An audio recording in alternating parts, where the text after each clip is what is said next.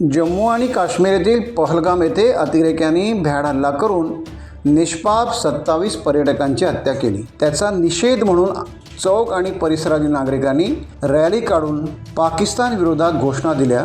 जम्मू आणि काश्मीर येथील पहलगाम येथे पाकिस्तानी अतिरेक्यांनी महाराष्ट्र राज्य आणि इतर राज्यातून आलेल्या पर्यटकांवर धर्म विचारून गोळीबार केला। यात 27 पर्यटकांचा मृत्यू झाला। या 27 पर्यटकांमध्ये महाराष्ट्रातील 6 पर्यटकांचा मृत्यू झाल्याची माहिती आहे।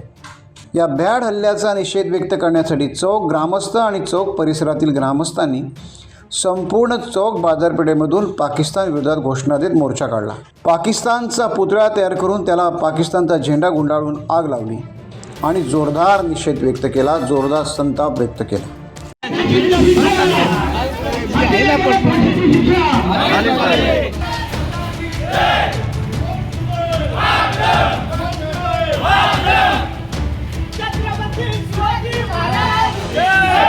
टाइम्स डिजिटलला लाईक करा, शेअर करा, सबस्क्राईब करा आणि बेल आयकॉन दाबायला विसरू नका। Times digital.